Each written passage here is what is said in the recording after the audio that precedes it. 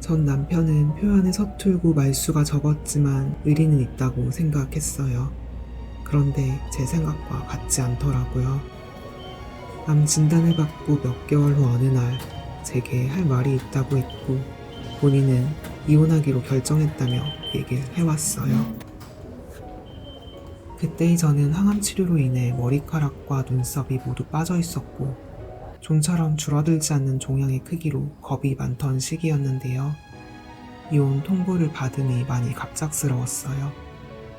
그런데 지나고 생각해보니 남편은 끊임없이 제게 시그널을 보냈었더라고요. 진단을 받고 첫 정밀검사 때는 병원에 같이 가주기도 했고 환우들 카페에 가입해 정보를 찾아봐 주기도 했어요. 고마웠어요.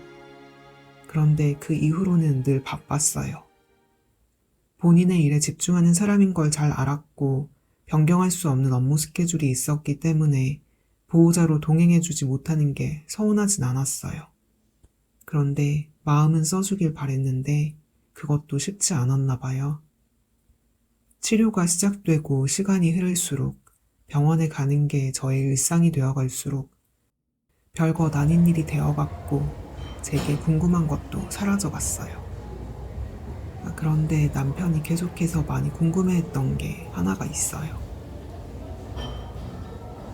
저에게 언제 낳냐고 여러 차례 물어봤어요. 처음엔 이 질문의 의도를 파악하지 못해서 왜? 나 다 나으면 같이 하고 싶은 거 있어? 치료 끝나면 어디 여행 갈까? 하고 제가 물었어요. 그랬더니 남편의 대답은 아니, 그런 게 아니라 였어요. 맞아요. 남편은 저와 함께할 미래를 그리려고 이 질문을 한 게 아니라 저와 함께하지 않아도 될 타이밍을 잡기 위해 물어본 거였어요.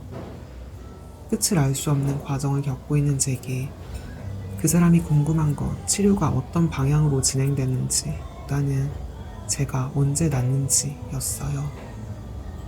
적어도 제가 다 낫고 이혼해야 본인이 느낄 죄책감이 적어질 테고 주변으로부터 비난받을 일도 없을 테니 물어본 게 아닐까 싶어요.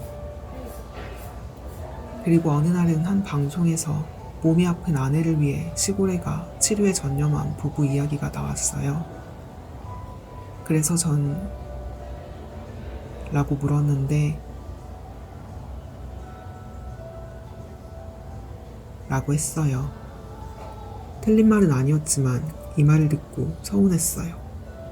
그리고 나랑 결혼한 사이가 아니라 그냥 연인이었으면 진작에 헤어지자고 했을 것 같다는 느낌을 받았고 그날 밤 잠을 많이 설쳤던 기억이 있어요.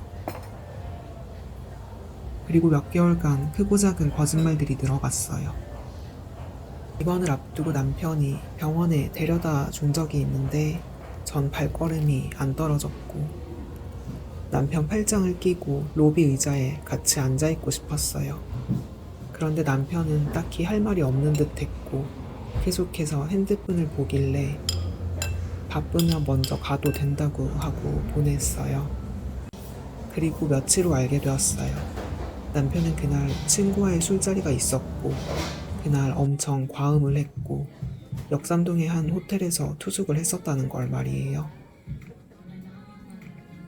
지나고 보니 수많은 신호들이 있었는데 저는 그래도 남편이 그럴 사람은 아니라고 생각했고 또 그렇게 믿고 싶었던 것 같아요.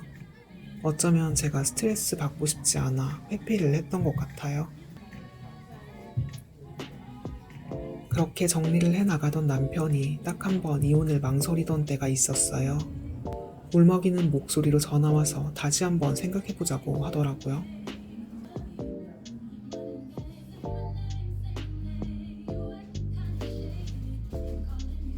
듣고 보니 그 이유가 절 위한 건 아니었지만 이 또한 오래가지 못했고 얼마 후 그냥 이혼을 하는 게 더 좋을 것 같다고 했어요.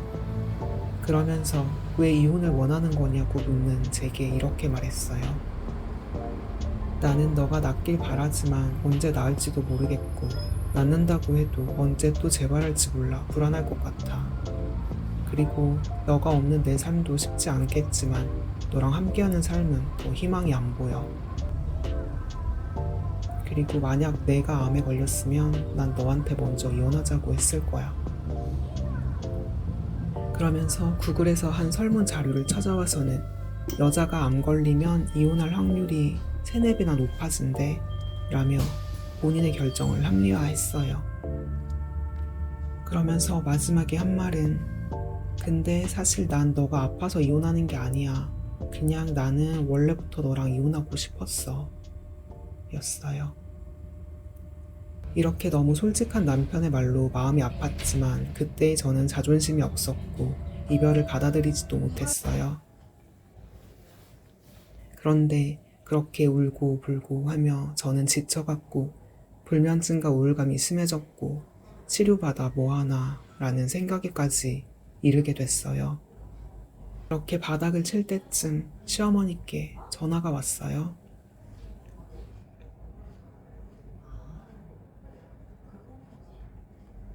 이 말을 듣고 정신이 들었어요.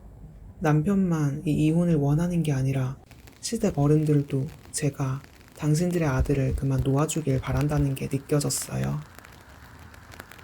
그렇게 저는 더 버티지 못했고 치료 과정 중 이혼을 진행하게 됐고 다시 혼자가 되었습니다.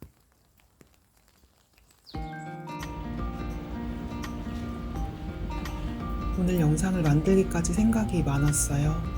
솔직히 저는 미련스럽다고 생각하시는 분도 많으시겠지만 그 사람에 대한 분노의 마음을 갖고 사는 것보다 좋았던 걸 떠올리며 그리워하는 게 낫겠다는 생각이었고 친구로라도 지내고 싶어 계속 묻어두려고만 했어요. 그런데 이미 곰팡이가 생긴 방에 벽지만 덧바른다고 해결되는 게 아닌 것처럼 과거의 일도 또 그때 제가 느꼈던 감정도 덮어둔다고 되는 게 아니었어요. 제가 전 남편의 입장을 완전히 이해할 만큼 넓은 마음을 가진 사람도 못 되고 이미 지나간 일일 뿐이라며 쿨하게 넘길 성격도 아니라 시간은 흐르는데 저는 그 기억이 더 선명해져서 힘들더라고요. 그래서 이렇게 솔직하게 이야기하고 싶어졌고 이걸 계기로 다양한 사람들의 의견을 듣고 더 이상은 그 사람과의 기억을 미화시키면서 살지는 않아야겠다는 생각이 듭니다. 이제는 곰팡이가 쓴 벽지를 다 뜯어내고 바람을 통하게 해주고 햇빛을 쬐어주어 제 마음을 치유해보고 싶어요. 오늘 영상이 길었는데 마지막까지 들어주셔서 감사해요. 건강한 하루 되시고 다음 영상에서 뵐게요. 감사합니다.